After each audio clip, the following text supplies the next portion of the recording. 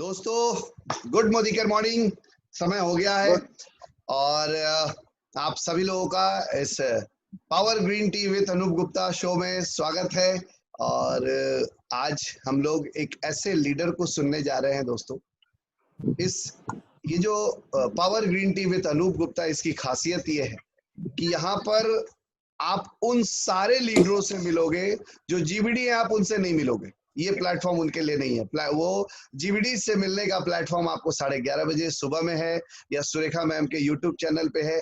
लेकिन ये जो प्लेटफॉर्म है ये उन लीडरों से मिलने का प्लेटफॉर्म है जो आज भले ही किसी और टाइटल पर हैं लेकिन वो मेरी नजरों में जीबीडी हैं।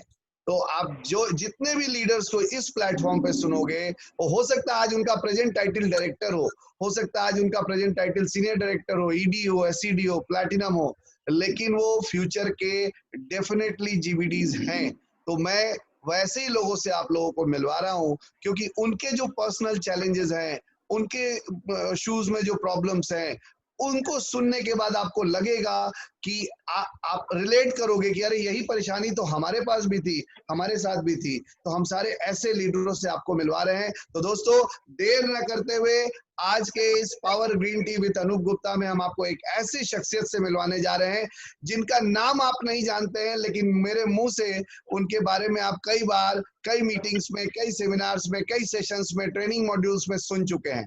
दोस्तों आपको याद होगा कि मैं हमेशा बोला करता था कि demo kit, power of demo kit क्या होती है। मैं एक बार की बात है कि एक शख्स से मिलने के लिए मैं बाई फ्लाइट पटना से लखनऊ गया और वहां पे हमने अपने भतीजे से डेमो किट अरेंज करने के लिए बोला था, जो अनफॉर्चुनेटली उसने नहीं अरेंज कर पाया क्योंकि उसके ऑफिस में उसके बॉस आ गए दिल्ली से अचानक। तो उसने मुझे मैसेज किया कि मैं डेमो किट पहुंचाने में असक्षम हूँ और मैं 3 घंटा बैठा, कॉफी पिया, चने खाया, लहसुन की चटनी खाई और वापस चला आया। अब आपको याद आ रहा होगा कि हाँ बिल्कुल ये बात आपने अनूप सर कई बार बताई है। और वापस 4 बजे उनके घर से निकल गया क्योंकि बिना डेमो किए हुए, बिना मोदी केयर का एक भी बात किए हुए, क्योंकि हमारे पास डेमो किट नहीं था। और वापस लौट के आ गए और दोबारा मैं और नवनीत सर दोनों फिर इस बार बाई ट्रेन गए क्योंकि फ्लाइट में डेमो किट ले जाने के लिए दिक्कत थी। तो इस बार हम और नवनीत सर बाई ट्रेन गए और बाई ट्रेन जाकर के उनको डेमो दिखाया और वो हमारे साथ इस बिजनेस में आए। वो इसलिए क्योंकि हमारी और उनकी दोस्ती लगभग 20-21 साल पुरानी है। और मुझे आज भी याद है कि प्रगति मैदान के मंच पे, स्टेडियम में हम लोगों ने एक साथ स्टेज शेयर किया था एक बहुत बड़े कार्यक्रम में, एक बहुत बड़े भव्य कार्यक्रम में। और उस दिन मैंने उनकी पोटेंशियल को पहचाना था और ये बहुत अच्छे ट्रेनर हैं और हमारे साथ पिछली कंपनी एमवे में एक बहुत बड़े अचीवर भी थे, उनकी बहुत बड़ी टीम थी। आज वो सारी स्टोरी वो आज आपके सामने रखेंगे दोस्तों। और यहाँ बुलाने का मकसद यही है कि ये इस शो में, ये power green tea with Anoop Gupta show में आप जिन लीडरों को आप सुन रहे हो, यकीन मानना कि 2020 दिसंबर खत्म होते होते ये सारे लोग जीबीडी बन के आपको नजर आएंगे। फिर आपको दोबारा आपको उस छोटे छोटे लेवल्स पे नहीं मिलेंगे। तो आज बहुत बढ़िया मौका है। आज हम ऐसे लीडर से सुनने जा रहे हैं जो बहुत जुझारू हैं। जैसा कि मैं बार बार बोलता हूँ, बाउंस बैक करना। जो लीडर होता है उसके अंदर एक क्वालिटी होती है, वो इनहेरेंट होती है, बाउंस बैक करना। जैसा कि अमिताभ बच्चन दिवालिया हो गए लेकिन फिर से बाउंस बैक किया, क्यों? क्योंकि उनके अंदर लीडरशिप क्वालिटी थी। तो आज एक ऐसे ही छुपे रुस्तम से हम आपको मिलाने जा रहे हैं। शायद आप लोगों ने बहुत कम नाम सुना होगा क्योंकि वो कहते हैं ना, वो एक बैंग के साथ आने के लिए बिल्कुल तैयार है। और आज डेफिनेटली आप उनको सुनने के बाद आप सारे लोग उनके दीवाने हो जाएंगे, उनकी मुस्कुराहट के दीवाने हो जाएंगे। वो चेहरे से तो हमेशा मुस्कुराते ही रहते हैं, अंदर से भी बाई हार्ट वो बहुत अच्छे व्यक्तित्व हैं। और इसीलिए आज आप लोगों के सामने हम प्रस्तुत करने जा रहे हैं लखनऊ से एक जबरदस्त लीडरशिप। जोरदार तालियों से स्वागत करते हैं by profession architect, engineer Anand Kumar Singh sir को। Anand sir welcome. Thank you sir, thank you so much sir. आपने तो इतना जबरदस्त समा बांध दिया सर कि मन कर रहा है कि बस जहां आप और भाभी जी बैठे हैं बस वहीं दंडवत सीधे हो जाना चाहिए Oh my हमको। God, oh my God. बिल्कुल सर, बिल्कुल सर, But मतलब you- मतलब गजब कर दिया सर। और आपने वो सीक्रेट भी बता दिया कि एक ही मंच हमने और आपने साझा किया था। सर आज आज कोई शब्द हमारे नहीं है। आज हमारे इतने सारे दर्शक आपसे सफलता का राज सीखने के लिए यहाँ पर टकटकी लगाए बैठे हैं। तो आज वो सफलता का राज जो आपसे हमने 2003 में सीखा था, वो आज वापस इतिहास दोहरा रहा है और 2020 में बहुत सारे लोग आपसे सीखने के लिए तैयार हैं। आनंद सर, वेलकम हमारे इस power green tea with Anoop Gupta show में। आपका हार्दिक अभिनंदन है और आज अभी के बाद मंच आपका है। Thank you sir, thank you sir, thank you sir. मैं पहले तो ईश्वर को साक्षी मान करके अपने सभी मित्रगण, अपने सभी सीनियर्स, अपने सभी लव लाइन्स जिन्होंने मौका निकाला और आज आए इस बात के लिए कि अनूप सर ने और अमृता मैम ने ये न्योता दिया कि आप आए और कुछ सुने, ये मेरा सौभाग्य है। और मैं अपने आप को बहुत भाग्यशाली मानता हूं कि अगर मेरी कुछ बातों से किसी के जिंदगी में भी कहीं भी कोई भी चीज ऐसी होती है जिससे उसको सफलता मिलती है, तो मैं जानूंगा कि मेरा जीवन धन्य हो गया। Thank you so much sir. दोस्तों, मेरा नाम आनंद कुमार सिंह है। प्रोफेशनली मैं एक आर्किटेक्ट हूं, लखनऊ का रहने वाला हूं और पिछले 48 साल से लखनऊ में ही हूं। कुछ भी शुरू करने से पहले, जैसे कि प्रथा है, मैं ऊपर वाले को धन्यवाद देना चाहता हूं और सबसे ज्यादा धन्यवाद देना चाहता हूं समीर मोदी सर को, जिन्होंने एक ऐसे संसार की रचना करी जिस संसार के अंदर हम सब लोग हैं। यहां पे बहुत जबरदस्त संसार है, बहुत जबरदस्त संसार है। और कहते हैं इस संसार को देखने के लिए नजरें चाहिए। नजरें, नजरें, आंखों पे गौर करिएगा, नजरें, नजरें, हाँ, नजरें चाहिए। कहते हैं आंखें तो बहुत है लोगों के पास, काजल और सुरमा भी लोग बहुत लगाते हैं। आंखें तो लोगों के पास हैं, लोग काजल और सुरमा भी बहुत लगाते हैं, लेकिन देखा कम ही गया है ये कि वे दुनिया को सही से पहचान पाते हैं। क्या वाह वाह बात वाह, है, क्या बात है। समीर सर ने जो पहचाना है, समीर सर ने जो देखा है, और समीर सर के ख्वाब के बगल में अगर आप एक पल के लिए खड़े हो जाएं तो ऐसा लगता है कि जैसे नारायण जी ने, कृष्ण भगवान ने, ठाकुर जी ने अपना विकराल रूप दिखा दिया है। गोते खाते रहिए, देखते रहिए, समझते रहिए। मैं उनका अभिनंदन करता हूं सर। और जो हमारे अपलाइन सीरीज है, जिन्होंने हमें मौका दिया कि हम इस समंदर में कुछ अपने लिए मोती चुन सकें, मैं सहृदय धन्यवाद देना चाहता हूं उन इकट्ठा 4 लोगों का एक साथ, क्योंकि हमने अक्सर उन सब लोगों को एक साथ अपने आसपास पाया है। Navneet sir, Anoop Gupta sir, Rajesh sir और रवीश सर, ये सब लोग ईश्वर के बराबर है मेरे लिए, बिल्कुल बराबर है। ये एहसास इसलिए कि जो मैं अभी कहानी आपको सुनाऊंगा, बीच बीच में रुलाऊंगा भी, थोड़ा हंसाऊंगा भी, थोड़ा समझाऊंगा भी और थोड़ा कायदे से भी समझाऊंगा, सारे काम करूंगा मैं। तो नवनीत सर से बहुत स्नेह करता हूं, मेरे डायरेक्ट अपलाइन है और मेरे ईश्वर हैं। मैं उनका एहसानमंद रहूंगा हमेशा हमेशा कि उन्होंने मुझे इस लायक समझा कि उन्होंने मुझे मोदी केयर बिजनेस दिया और अपनी निगरानी में और अपनी मेंटरशिप में रखा। अनूप गुप्ता सर, अमृता मैम, इन्होंने ऐसा मंच बना रखा है और मैं बचपन से दीवाना हूं इनका, बचपन से। किसके बचपन से? मैं अपने बचपन से नहीं, अनूप सर के बचपन से उनका दीवाना हूं। जब हमारी अनूप सर की मुलाकात हुई थी तब वो केवल 19 से 20 साल के थे और तब मैं 37 साल का था, बहुत छोटे थे। इतने एनर्जी में, इतना एनर्जी रहती थी और तब से मैं उनका दीवाना हूं। उन्होंने बहुत एहसान किया। ये शब्द बहुत अजीब सा लगता है लोगों को, लेकिन मैं एहसान लेता हूं, मैं एहसान मानता हूं। कई बार कहते हैं ये तो अपलाइन का काम होगा, लोगों को ज्वाइन कराना होगा, तो भैया दौड़ेंगे भागेंगे। जी नहीं, ये मेरी खुशकिस्मती थी कि अनूप सर के दिमाग में आया कि एक बंदा लखनऊ में बैठा है जिसको मोदी केयर की जरूरत है, तब उन्होंने टिकट कटाया, तब वो तकलीफ उठा करके आए। ये मेरा सौभाग्य था। और निश्चित रूप से अमृता मैम ने भी कहा होगा, जाओ, आनंद को तुम्हारी जरूरत है। नंदिता भाभी के बारे में मैं क्या बताऊं, मैं सुनता रहता हूं, सर मुझे बताते रहते हैं, वो बहुत फिक्र करती हैं, क्योंकि नवनीत जी, नंदिता भाभी, अनूप जी, अमृता भाभी, ये सब मुझे जानते थे पहले से, इनको मेरी फिक्र थी बहुत ज्यादा।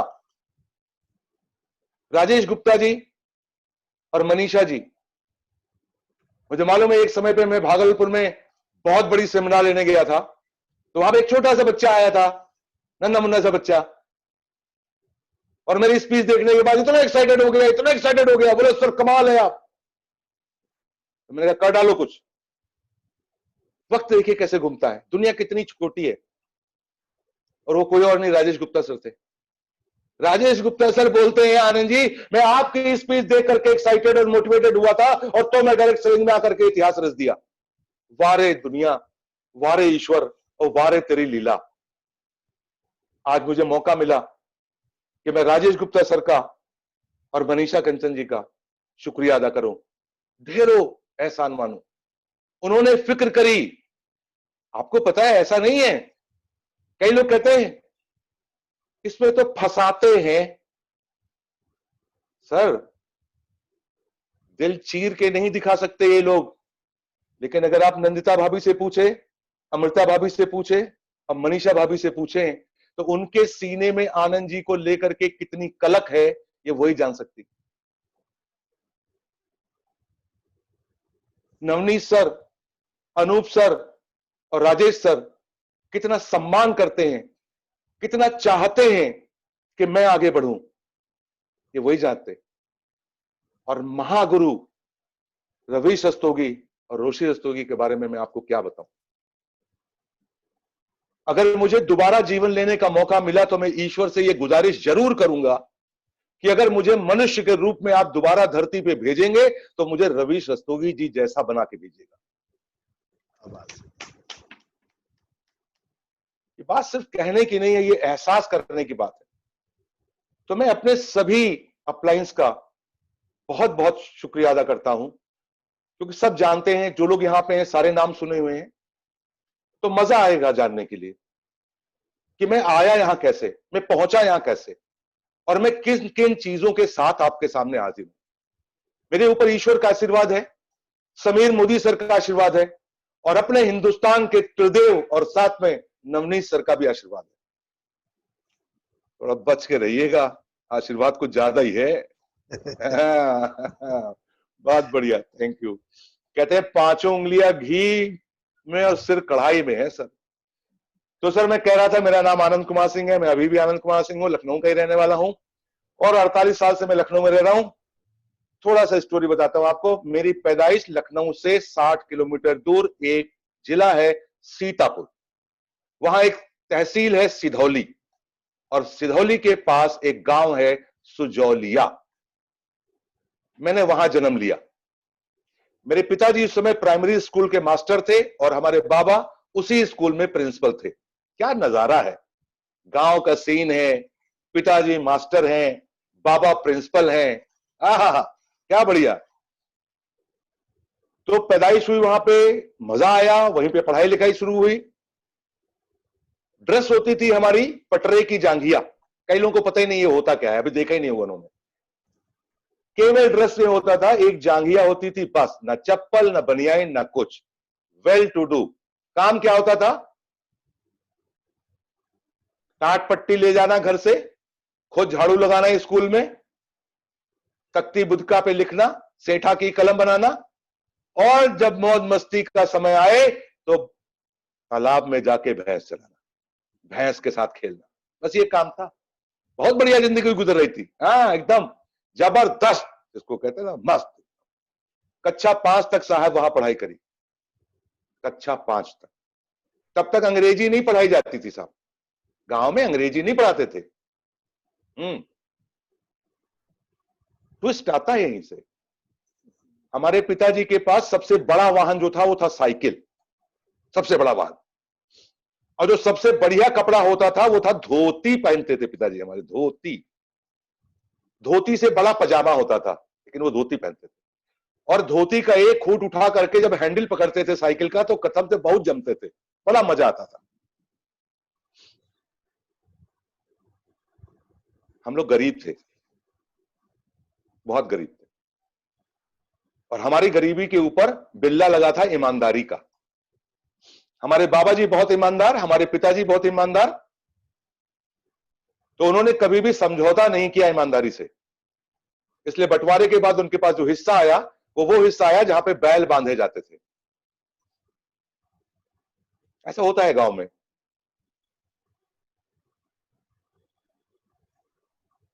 लेकिन प्यार बहुत था। दादी साथ रहती थी, बाबा साथ रहते थे। पिताजी ने क्या सोचा, पिताजी ने क्या सोचा, अगर मैं ऐसे ही रहा तो मेरे बाल बच्चों का तो भविष्य बड़ा खतरे में हो जाएगा। बच्चे ने नहीं सोचा, पिता ने सोचा। नोट कर लीजिएगा, पिता ने सोचा। एक गार्जियन की एक डिसीजन कितना बड़ा फर्क लाती है, जरा उसका नजारा देखिएगा। हमारे पिताजी ने सोचा अगर मेरे बच्चे यहीं रह गए तो ये जिंदगी भर पान मसाला खाते रहेंगे, बीड़ी पीते रहेंगे, भैंस चराते रहेंगे, पढ़े लिखेंगे तो कुछ है नहीं। तो हमारे पिताजी ने मेरे मम्मी और मेरे लिए, मेरे भाइयों के लिए त्याग करना शुरू किया। उन्होंने और मेहनत करना शुरू किया। वो कस्बे पहुंचे, कस्बे में उन्होंने ट्यूशन पढ़ाना शुरू किया, और ट्यूशन पढ़ाते पढ़ाते एक वक्त ऐसा आया कि वो जिनको ट्यूशन पढ़ा रहे थे, पिताजी हमारे फिजिक्स, केमिस्ट्री, मैथमेटिक्स बहुत अच्छी जानते थे, तो कस्बे में जाकर के एक बड़े रईस घर में उनके दो बच्चे थे, एक लड़का एक लड़की, उसको ट्यूशन पढ़ाते थे। तो एक साल ऐसा आया आईआईटी के इतिहास में, वो एक ही साल था, आज तक दोबारा नहीं आया। आईआईटी के इतिहास में एक साल ऐसा आया जब आईआईटी में इम्तिहान देने के लिए एज की सीमा माफ कर दी गई। और उस समय पे स्टूडेंट ने कहा कि सर मौका अच्छा है, आप भी इम्तिहान दे दीजिए। तो सोचिए, पिताजी जिनको पढ़ाते थे उन दोनों बच्चों ने इम्तिहान दिया और पिताजी ने भी इम्तिहान दिया, और ऊपर वाले की किस्मत देखिए, तीनों का सिलेक्शन हो गया। माने दोनों स्टूडेंट आईआईटी में सिलेक्ट हो गए और मेरे पिताजी का भी सिलेक्शन आईआईटी में हो गया। अब पिताजी मारे खुशी के घर आए कि आईआईटी में सिलेक्शन हो गया, अब तो हम इंजीनियर बन जाऊंगा। बाबा ने खींच के 2 हफ्ता दिए, कस के एकदम तन्न से। बोले चुपचाप मास्टरी करो, दिमाग खराब हो गया तुम्हारा क्या? भाई साहब सोच के देखिए, आज किसी का बच्चा आईआईटी में सिलेक्ट हो जाए तो ऐसे व्यवहार करेगा क्या? बोले मेरे पास पैसे नहीं है, फीस देने के पैसे नहीं है, हम पढ़ा नहीं पाएंगे आपको। पिताजी के सामने ये लिख कह दिया गया, आपको फीस के पैसे हम नहीं दे सकते, भाड़ चूल्हे में जाए आपकी पढ़ाई। आपने आईआईटी में पास किया हो चाहे किसी में पास किया हो, हमारे पास पैसा नहीं है। अब पिताजी बुझा हुआ चेहरा लेकर के घूमने लगे इधर उधर, फिर बच्चों के पास पहुंचे। तो बच्चों ने कहा, जो जो स्टूडेंट थे, सर क्या हुआ? वो एडमिशन फॉर्म भर दिया सर? तो सर वो काउंसलिंग के लिए चल रहा है। तो पापा ने कहा, भाई आप लोग जाओ, हमारे पापा के पास पैसा नहीं है। तो उन बच्चों ने कहा, सर एक आइडिया है। तो पापा ने कहा, क्या आइडिया है?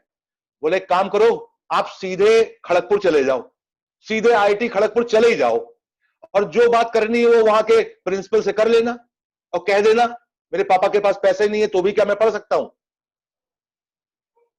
कहते ना, ईश्वर क्या क्या खेल कराता है। आप सोचिए, पिताजी ने थोड़े 40-50 रुपए इकट्ठा करके चारबाग से ट्रेन पकड़ी और हावड़ा पहुंच गए और खड़गपुर पहुंच गए और सीधे प्रिंसिपल के कमरे में पहुंच गए। कहते जी, प्रिंसिपल जी बताइए। तो बोले सर मैंने आईआईटी पास किया है। प्रिंसिपल ने लिस्ट में नाम देखा, बोले वेरी गुड, अब क्या करना है? तो बोले सर मेरे पापा के पास पैसे नहीं है पढ़ाने के लिए। भाई बोले तुम सीतापुर से चले आए खड़गपुर ये बताने के लिए कि आपके पापा के पास पैसे नहीं है पढ़ाने के लिए? बोले हाँ मुझको पढ़ना है। बोला क्यों? तो बोले मुझे अपनी पत्नी और अपने बच्चों से प्यार है सर, इसलिए पढ़ना।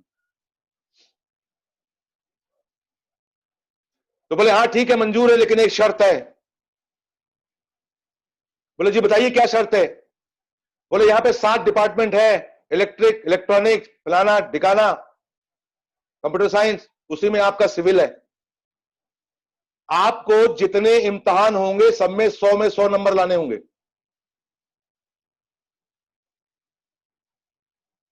हाँ, 100 वो भी आईआईटी में। बोला हाँ मंजूर है तो बताओ। हाँ, तो पिताजी ने कहा यस मंजूर है हमको। बोला सोच लो भैया, एक ही साल पढ़ के वापस चले जाओगे, ना इधर के रहोगे ना उधर के रहोगे। प्रिंसिपल समझे कि ऐसा बोल देंगे तो ये लौट जाएगा। वो बोले हमको मंजूर है, एडमिशन करिए, हमारा 100 नंबर लाएंगे। अब प्रिंसिपल खड़े हुए कुर्सी से, बोले पागल हो गए क्या। बोला हाँ साहब, पत्नी और बच्चों को बहुत ज्यादा ही प्यार करते हैं। कई लोग सोच रहे होंगे आनंद जी अपनी कहानी सुनाने के बाद अपने पिताजी की कहानी काहे सुना रहे हैं, अभी समझ में आएगा काहे सुना रहे हैं। सर आप यकीन नहीं मानेंगे, हमारे पिताजी के पास सच में पैसे नहीं थे। उनको आने जाने का किराए का पैसा नहीं था। वो बमुश्किल एक पैंट और एक शर्ट बुआ ने सिल के दी थी, वो लेकर के वो वापस पहुंचे। और शुरू हुई जंग, शुरू हुई पढ़ाई की जंग। और सर ये रिकॉर्ड हो गया है, उस समय 5 साल का डिग्री कोर्स होता था। हमारे पिताजी ने पहले साल, दूसरे साल, तीसरे साल, चौथे साल और 5वें साल, हर साल हर सब्जेक्ट में 100 नंबर ला करके गोल्ड मेडल का इनाम जीता। और जो आज भी खड़गपुर में लगा हुआ sir, the one and only one person. क्या बात। मैंने कहा भैया गजब आदमी है भाई, मतलब। और अब तब हुई कहानी, पिताजी इंजीनियर बन के आए और हम लखनऊ आ गए। हमने क्या सीखा, हम पिताजी को देखते रहते थे। हमने कहा पिताजी खाते पीते तो वही दाल चावल रहे होंगे, ये इतना तगड़ा, मतलब आपको डर नहीं लगता था क्या। अब ये हम कारण इसलिए बता रहे हैं ना कि पापा की शादी बहुत जल्दी हो गई थी, बड़े छुटहे पे शादी हो गई थी। तो अगर हमको और हमारे पिताजी को देखेंगे तो छुटाई बड़े केवल 18-19 साल की है। तो हम भी समझदार ज्यादा हो गए थे उसमें। पिताजी हमको लखनऊ लेके आया। पिताजी आईआईटी आईआईटी आईआईटी पढ़े नहीं, आईआईटी टॉपर भी नहीं, आईआईटी खड़गपुर गोल्ड मेडलिस्ट। अरे बाप रे बाप। अब उनका लड़का भाई चला रहा है गांव में, क्या कॉम्बिनेशन है। मतलब माताजी पढ़ी लिखी नहीं, लड़का भैंस चला रहा है, और पिताजी पहुंच गए आईआईटी टॉप करके लखनऊ वापस आ गए। अब शुरू हुई कहानी। आनंद कुमार सिंह का एडमिशन करा दिया गया लखनऊ के निशादगंज के एक कॉन्वेंट स्कूल में। अब कॉन्वेंट स्कूल में सब अंग्रेजी पढ़ाए, हम आऊं बाऊं बके, हमको कुछ समझ में नहीं आए ये क्या हो रहा है यहाँ पे। लखनऊ देखा, चकाचौंध हो गई आंखें बिल्कुल। पिताजी ने एक डंडा मंगवाया, उसको कड़वा तेल पिलाया, और सुबह दफ्तर जाने से पहले और दफ्तर जाने के बाद हमको कायदे से हड़काया कि बेटा पढ़ लिख लो कायदे से और जिंदगी बना लो। तो सब पढ़ना शुरू किया, फिर धीरे धीरे पढ़ गए। मतलब कैसे पढ़ गए कि मतलब जो डंडा पिताजी ने हमारे लिए बनाया था और जो तेल पानी की व्यवस्था हमारे लिए करी थी, वो सारा व्यवस्था हम टीचर के लिए कर लिए थे। और टीचर को इतना हड़काते थे कि अगर पिताजी से कुछ शिकायत कर दी तो ठीक नहीं होगा। तो हम पास होते चले गए सर, चौथा पास, पांचवा पास, छठा पास, सातवां पास, आठवां पास, नवा पास, और 10वां आया हाई स्कूल का इम्तिहान। तो 10वां पास करने में पिताजी पहुंच गए कॉलेज। बोले भैया कुछ पढ़ लिख लो तो कुछ काम कर लोगे। तो 10वें में क्या हुआ जी, तब बड़े हो गए थे तो पिक्चर उक्चर देखने लगे थे। तो सुबह का शो देखते थे 9 से 12, फिर 12 से 3, फिर 3 से 6, और फिर 6 से 9, सारे शो देखते थे। और पिताजी सोचते थे लड़का पढ़ रहा है, कितने होनहार थे। तो 9th 10th ऐसे पास किए फर्स्ट डिवीजन से। 12th में फिर यही हुआ, फिर घुमक्कड़ी चालू हुई, फिर घूमते घामते रहे। पढ़ने लिखने में मन ही नहीं लगता था, लेकिन पिताजी कहते थे पढ़ लिख लो, तो किसी तरीके से पढ़ लिया। तो हाई स्कूल में 67% नंबर आए यूपी बोर्ड में, और इंटरमीडिएट में 76% नंबर आए यूपी बोर्ड में। पिताजी बहुत खुश, बोले अब बेटा आईआईटी का इम्तिहान दो, एमएनआर का इम्तिहान दो, रुड़की का इम्तिहान दो। और उस समय चल रहा था फूलन देवी का दौर, बहुत तेज, वही समय था। तो पिताजी स्कूटर पे बिठा के हमको ले जाते थे आईआईटी का इम्तिहान दिलाने। हम वहां पे कुछ आता नहीं था तो फूलन देवी की कहानी लिख के चले आते थे। नहीं, मन ही नहीं लगता था, क्या करें। अब सोचिए, आप सोचिए, एक पिता और क्या कर ले भाई। मतलब जो पिता अपने लड़के की मोहब्बत में इतना सब कर डाला, तो एक कहानी वो सुनाई, और उसके लायक बच्चे की कहानी समझिए आप। मतलब वो आईटी का इम्तिहान दिलाने जा रहे, तो उसमें फूलन देवी कहानी लिख रहा है भाई। हो गया साहब। पिताजी ने कहा चक्कर क्या है? हमने कहा हम मम्मी से दूर नहीं रह पाएंगे। हम आईआईटी में इम्तिहान दे सकते थे, हम एमएनआर का इम्तिहान दे सकते थे, हम रुड़की का इम्तिहान दे सकते थे, हमको अच्छे से आता है, लेकिन हम मम्मी को नहीं छोड़ पाएंगे। अगर कहीं सिलेक्शन हो गया तो जैसे आप घर से चले गए थे वैसे हमको भी जाना पड़ेगा, तो हम मम्मी को नहीं छोड़ेंगे। अब पिताजी के ऊपर इतनी खोपड़ी टेंशन हो गई कि ये लड़का नालायक निकल जाएगा। तो लखनऊ में ही तभी इत्तेफाक से एक आर्किटेक्चर कॉलेज खुल गया, और मैंने कंपटीशन दिया और उसमें मैंने टॉप कर दिया, और मैंने आर्किटेक्चर की पढ़ाई कर ली। तो कहते हैं ना, आदमी काम वही करता है जहां उसको करने का मन करता है। बांधे बनिया बाजार लगती नहीं है, चाहे लड़का हो चाहे पिताजी हो। यही हुआ, हमारे मन का काम हो गया। घर घर ही रहेंगे, लखनऊ रहेंगे, लखनऊ नहीं छोड़ेंगे। अब वो पहला नया नया कॉलेज खुला था, अब इतना कस के पढ़ाई कर लिए कि टॉप नंबर 1 पे आ गए। बात मन था ना, मन में था, प्यार हो गया था उस काम से, यही रहेंगे, जाएंगे नहीं। First year, second year, third year, fourth year, fifth year, पिताजी को यकीन नहीं था कि लड़का पढ़ जाएगा। फाइनल ईयर का जब रिजल्ट निकला तो पिताजी ऑफिस से सीधे गए हमारे कॉलेज रिजल्ट देखने के लिए, और वहां से माथा पटक के वापस आए। बोले रिजल्ट में तुम्हारा नाम नहीं है। हमने कहा ऐसे कैसे हो सकता है पिताजी, नाम नहीं है? बोला वहां लिस्ट लगी है, उसमें नाम ही नहीं है, लगता है तुम्हारी बैक आ गई है, तुमसे कहा था पढ़ लो ढंग से। तो हमने कहा पिताजी वहां 2 लिस्ट लगती हैं। बोले क्या मतलब है? हमने कहा हाँ उसमें 2 लिस्ट लगती है, एक 3 लोगों की अलग अलग रहती है और बाकी लोगों की अलग रहती है। बोले वो कैसी होती है? हमने कहा वहां भी हमारे यहाँ भी टॉपर की लिस्ट अलग लगती है। वो देखे थे नहीं देखे थे? बोला क्यों, तुमने टॉप किया है क्या? तो हमने कहा हाँ सर, लड़के तो आप ही के हैं तो टॉप थोड़ा बहुत तो कर ही देंगे हम, उसमें क्या दिक्कत है। तो पिताजी फिर दौड़ के गए, तो पता लगा फाइनल ईयर आर्किटेक्चर में भी हमने टॉप कर दिया। क्या बात। तो अब टॉप हो गए। तो साहब वो गवर्नमेंट कॉलेज ऑफ आर्किटेक्चर में फाइनल ईयर हुआ, ये सब हुआ, पढ़ाई लिखाई हुई। अब पिताजी उस समय हमारे पीडब्ल्यूडी में जो थे वो एग्जीक्यूटिव इंजीनियर हो गए थे। अब पिताजी के गुलछर्रे, लड़का पढ़ गया और बहुत बढ़िया और टॉप कर दिया और आर्किटेक्ट बन गया। अब पिताजी आए और बोले आर्किटेक्चर विंग खुलने जा रही है पीडब्ल्यूडी में, उसका इंचार्ज मैं हूं, सबसे पहला तुम्हारा नाम होगा, रिटायरमेंट तक चीफ आर्किटेक्ट बन जाओगे, लाइफ एकदम सेट हो जाएगी। और वो पार्टी और ये वो सब कर रहे थे। हमने कहा हम नहीं करूंगा। बोले क्या मतलब है? हमने कहा हम सरकारी नौकरी नहीं करूंगा बस। बोले दिमाग खराब हो गया तुम्हारा क्या? मैं ही करने वाला हूं, मैं ही कर सकता हूं, तो तुमको क्या प्रॉब्लम है सरकारी नौकरी करने में? तो हमने कहा पापा जी आप आईआईटी टॉपर हो, लेकिन सुपरिंटेंडेंट इंजीनियर की मिसेस की सब्जी भाजी लाते हो, ये अच्छा नहीं लगता हमको सर। बहुत चिरौरी करनी पड़ती है सर। आप जिस तरीके से कहते हो ना, जुल्ले सुहानी करते हो ना, अपने ऑफिसर्स की गुलामी करते हो, तो हमसे गुलामी उलामी ना हो पाएगी भाई। पढ़ लिख लिए वो ठीक है, हम काम कर लेंगे वो भी ठीक है, लेकिन हम नौकरी नहीं करेंगे। ये सरकारी नौकरी में इतनी गुलामी कराई जाती है कि मतलब हम आपका हालत देखे हैं। पता नहीं किसी को पता है कि नहीं, ये सही में ऐसी ही बात है। हम तो देखे ना अपने पिताजी को, चीफ इंजीनियर हाउक दे तो पिताजी का पसीना छूट जाता था। वो ऐसे ऐसे काम बता देगा, गाड़ी लेके आ जाओ, तो गाड़ी लेके पहुंच गए। एकदम नौकर। कहते हैं नौकरी तो बिल्कुल नौकरी होती है, और बॉस की तो नौकरी बहुत ही बेकार होती है। तो पिताजी ने कहा तो बहुत गलत कर रहे हो। हमने कहा पिताजी हमको नहीं करना है तो नहीं करना है, हम अपना काम करेंगे।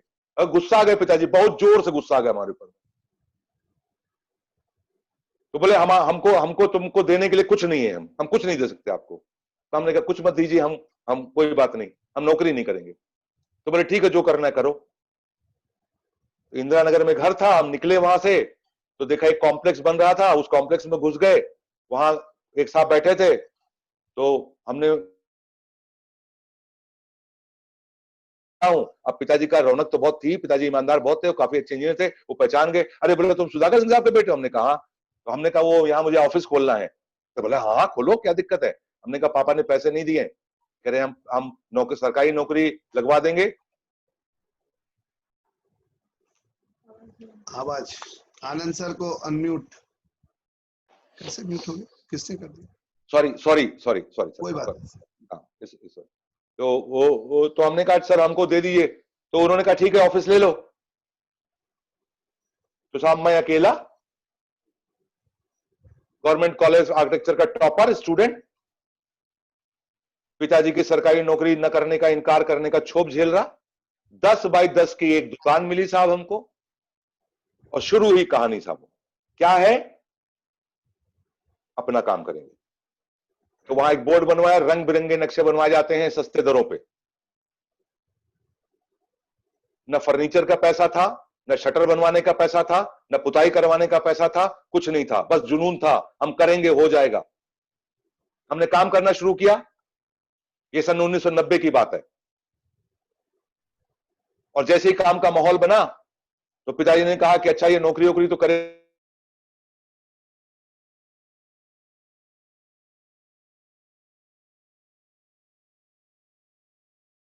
किससे? तो बोले किससे क्या मतलब है, लड़की से ही होगी और किससे होगी? तो हमने कहा जी ठीक है सर, बहुत बढ़िया जी, कर ही दो शादी, अब क्या है। मात्र 24 साल की उम्र थी। तो हमने कहा मम्मी से हमको दिखा दो किससे शादी हो रही है। पिताजी से भी कहा दिखा दो। ओ गए, वो गोद भराई भी कराए, परीक्षा वाले परीक्षा भी कर गए।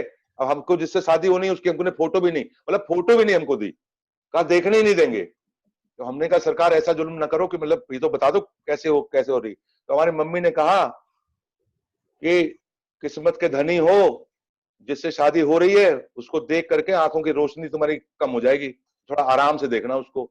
तो हमने कहा वाह वाह mummy, thank you so much, क्या बात है। और 1990 में साहब शादी हो गई। बहुत ही सुंदर, बहुत ही खूबसूरत, बहुत ही सुशील और बहुत ही नेक इंसान मेरे जीवन में आ गया। शशि सिंह नाम है उनका। ये कहानी थोड़ी यहां से अटकती है कि आज पोस्टर मेरा लगा था, अनूप सर ने पोस्टर भेजा था दोनों लोगों का, लेकिन सामने मैं खड़ा हूं। इस समय शशि जी हमारे साथ शिरकत नहीं कर रही हैं, आसपास ही है हमारे, मौजूद हैं। तो ये भी एक कहानी का पेंच है जो आपको आगे पता चलेगा, ध्यान रखिएगा। शशि साथ में आए, हमने काम शुरू किया, उनको मैंने बताया ऐसी सी बात है, मैं अपना काम करूंगा, और उन्होंने भी मदद करना शुरू किया। तो तकलीफ में रहे, बहुत तकलीफ में रहे। घर में पिताजी सरकारी नौकरी की जिद पे अड़े रहे, हम अपने काम की जिद पे अड़े रहे। ना मेरे पास टेलीफोन था, ना उस समय पे मोबाइल था, और ना ही मेरे पास में कोई साधन था। स्कूटर था मेरे पास। मैंने अपना काम करना शुरू किया। मैंने काम किया लखनऊ में, फिर मैंने काम किया यूपी में, फिर मैंने काम किया पूरे इंडिया में, और फिर मैंने काम किया वियतनाम तक। साहब इस पूरे सफर में 7 साल लगा हमको। मैंने अकेले शुरू किया और धीरे धीरे करके लखनऊ का नंबर 1 आर्किटेक्ट बना। उसके बाद में लखनऊ का नहीं, शुरू करते यूपी का नंबर 1 आर्किटेक्ट बना, और उसके बाद में इंडिया का नंबर 1 आर्किटेक्ट बना। क्या बात। और जर्मनी में और वियतनाम में और नेपाल में बहुत बड़े बड़े प्रोजेक्ट किए।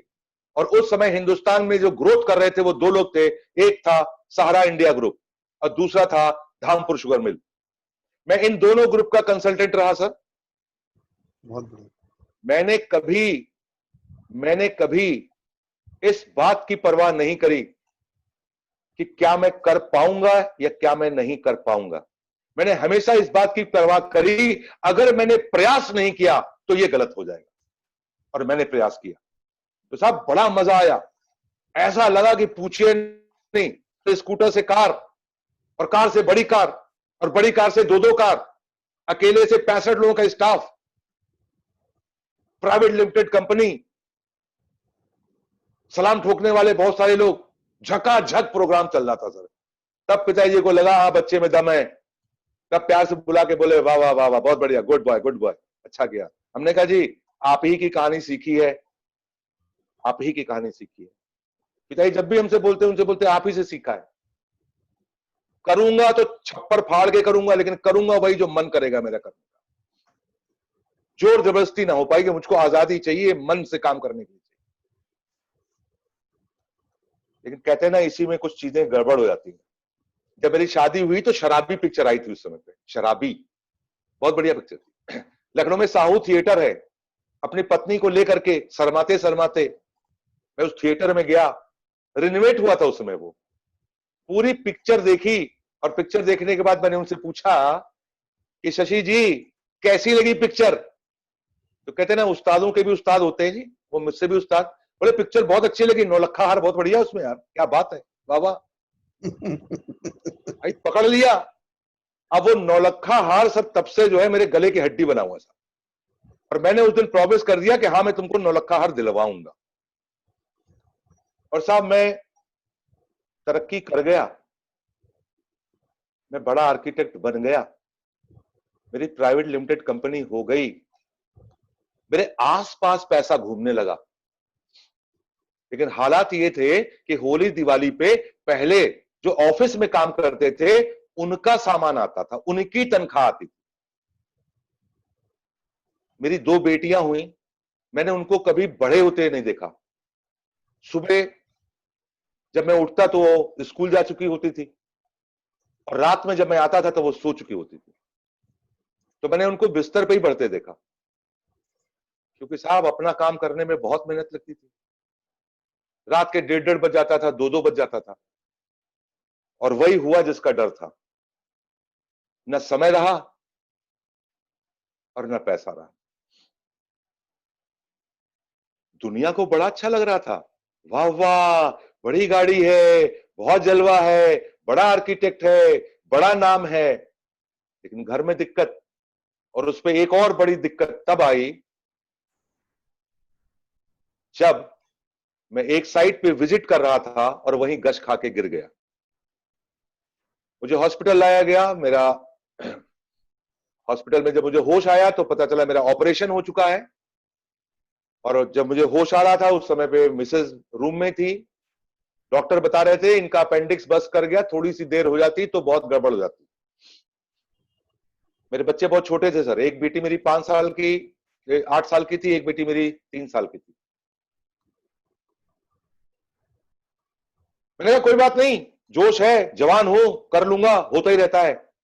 और इतने सारे लोगों की मैंने सेवा करी है, 10 साल तक मैंने काम किया है, इतने सारे लोग मेरे साथ काम कर रहे हैं। बहुत अफसोस के साथ कहना पड़ रहा है सर, वो भ्रम टूट गया मेरा। जब मैं हॉस्पिटल में था तो डॉक्टर ने कहा 3 महीने बेड रेस्ट चाहिए आपको।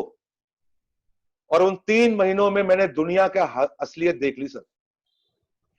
क्लाइंट जिसके लिए मैंने दिन रात एक करके काम किया, वो कहता था आनंद जी मुझे मतलब नहीं है कि आप जिंदा है या मर गए, आपकी तबीयत ठीक है या नहीं ठीक है, मेरे प्रोजेक्ट को नुकसान हो रहा है, कर पाओ तो बोलो वरना पैसे वापस करो। बोले अस्पताल के कमरे में ड्राइंग बोर्ड लगा के बैठो, ड्राइंग बनाओ, मुझे इससे मतलब नहीं है, मेरे को काम चाहिएगा। मेरे आंखों से आंसू निकलते थे। जिसके लिए मैंने 10 साल काम किया, तब मुझे पता चला मैं सर्कस का वो करतब दिखाने वाला आदमी था, कि जब तक मैं करतब दिखा रहा था लोग ताली बजा रहे थे, और जब मैं करतब दिखा के नीचे आया तो कोई मुझे पहचानने वाला नहीं। और यही हाल हुआ मेरे स्टाफ का। साथ कब तक इंतजार करते, 1 महीना, 2 महीना, 3 महीना, 3 महीने तक मेरा ऑफिस बंद हो गया। जिन्होंने फीस दी थी उनको फीस वापस करनी पड़ गई मुझे।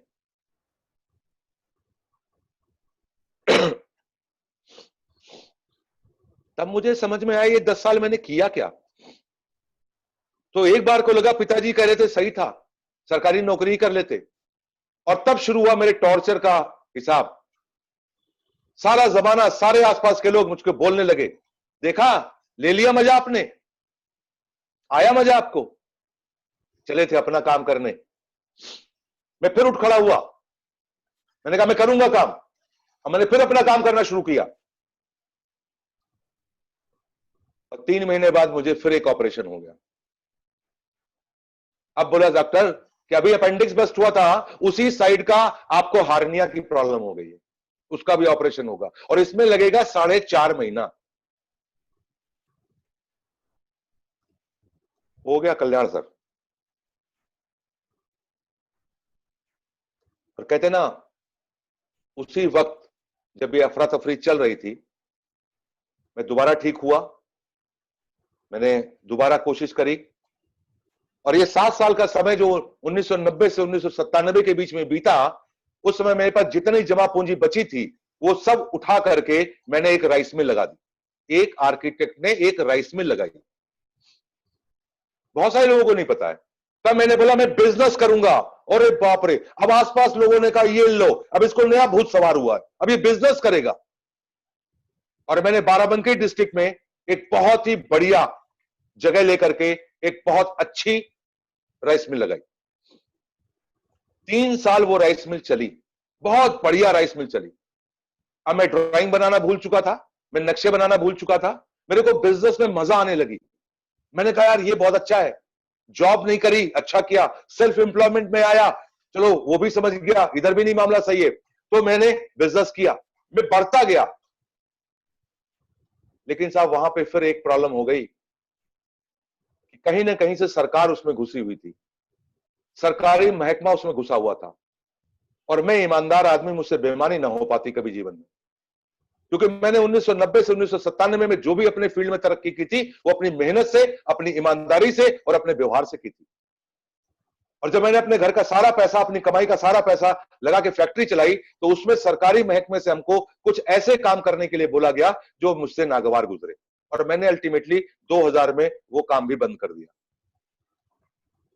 मैंने फिर वापस अपना ऑफिस एस्टेब्लिश किया। मैंने कहा चलो ये नहीं, यही सही है। मुझे रास्ता नहीं मिल रहा था, तड़प थी अंदर से। और तभी एक ऐसा वाकया हुआ कि मुझे बताया गया कि एक जगह मीटिंग हो रही है, आप चलिए वहां पे। मेरे एक बहुत अजीज थे, वो मुझे एक मीटिंग में लेके गए और उस मीटिंग में एक साहब कुछ बता रहे थे। मैं सुनने के मूड में तो नहीं था, केवल वो लेके गए थे इसलिए मैं बैठ गया था। हाँ ये जरूर था, मैं कुछ तलाश रहा था, भयानक रूप से मैं तलाश रहा था। और उस मीटिंग की एक लाइन साहब मैं आपको बताता हूं। उस मीटिंग में उस शख्सियत ने जो मंच पे था उसने कहा, ये दुनिया का एक ऐसा बेहतरीन काम है, अगर इस काम को आप एक बार कर लेते हैं, उसके बाद अगर जीवन में कुछ ऐसा मौका आता है कि आप काम करने की स्थिति में नहीं भी रहते हैं तो भी आपको पैसा आता रहेगा। बस मैं उछल पड़ा, मैंने कहा यही तो चाहिए था मुझे, ये कौन सा काम है, मुझे करना है। और मैंने बिल्कुल एक्साइटमेंट के साथ में उसकी शुरुआत करी। और दोस्तों वो और कुछ नहीं था, वो डायरेक्ट सेलिंग की एक बहुत ही बेहतरीन कंपनी, जिसको सब लोग ए कंपनी के नाम से जानते हैं, वो एमवे कंपनी। और मई 2000 में मैंने अपने डायरेक्ट सेलिंग का कैरियर शुरुआत किया एमवे कार। मुझे वो माहौल बहुत अच्छा लगा, इतना अच्छा लगा कि एक ही चीज पागलपन थी कि क्या कोई काम ऐसा हो सकता है जो मैं एक बार कर दूं और फिर मैं करने की स्थिति में ना रहूं तो भी वो पैसा देता रहेगा। मैंने स्टडी करी, मैंने मेहनत करी, पागलों की तरीके से मेहनत करी, आता कुछ था नहीं। और पता चला कि ये डायरेक्ट सेलिंग 1996 से इंडिया में आई है, अभी 2-3 साल ही हुआ है, ताजी ताजी है। और कहते जो मुझे दिखाया गया वो मैंने देख लिया, जिसने बताया मुझे समझ में आ गया और मैंने किया। तो सर आप ये समझिए कि नेटवर्किंग क्या होती है, डायरेक्ट सेलिंग क्या होती है, उस समय का जितना हिसाब किताब था, तो उसमें एक चीज होती थी जो मुझको समझ में आई, जिसको कहते थे सिस्टम। सिस्टम, तो ये सिस्टम मुझको बताया गया, समझाया गया। तो मुझको सिस्टम नाम की चीज, सिस्टम नाम की चिड़िया से मुलाकात जो हुई थी वो मेरी मई 2000 में हुई थी। और मुझको सिस्टम बहुत अच्छा लगा कि ये तो सिस्टम नाम की चीज बहुत अच्छी होती है। और इसी का नतीजा रहा कि मैंने काम करना शुरू किया, मुझे बहुत अच्छा लगने लगा, मुझे लगा मुझे एक दुनिया मिल गई।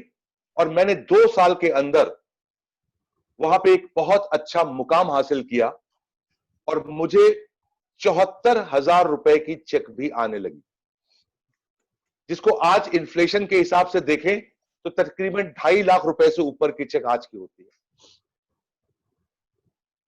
लेकिन कहते ना कि ईश्वर को जब चीज मंजूर नहीं होती है तो वो कुछ परीक्षाएं ज्यादा ही लेता है, और वो मेरा सफर अचानक से ऐसी परिस्थितियां कुछ आई कि ब्रेक हो गया।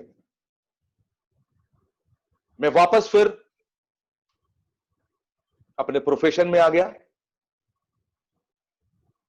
तो प्रोफेशन के साथ में कुछ मैंने और काम किए, बहुत सारे काम किए। मैंने सोचा रियल एस्टेट में काम किया जाए, तो रियल एस्टेट में भी काम देखा मैंने। मुझे लगा इंश्योरेंस में काम किया जाए, तो इंश्योरेंस का भी काम किया, general insurance, life insurance, health insurance. फिर ये हुआ कि वाटर प्यूरिफायर का भी काम किया सकता है, मैंने वो भी काम किया।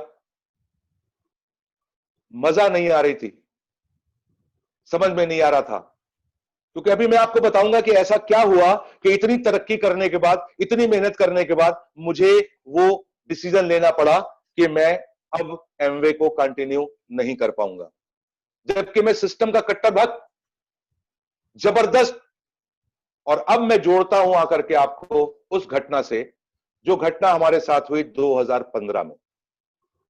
2015 का एक समय ऐसा था जो एक और चैलेंज हमारे लाइफ में आया। 2015 तक वापस मैं अपना आर्किटेक्चर का काम ठीक ठाक करने लगा था, सब चीज बढ़िया चलने लगी थी, वापस अपनी जिंदगी में आ गया था, सब कुछ रूटीन में आ गया था। और अचानक से हमको और हमारी मिसेस को, दोनों लोगों को एक साथ एक फिजिकल चैलेंज हो गया। एक बीमारी हो गई जिसका नाम है फाइब्रोमाइल्जिया। ये बीमारी लाखों में कुछ लोगों को होती है, और इस बीमारी का कोई इलाज नहीं है, ये अनक्यूरेबल है।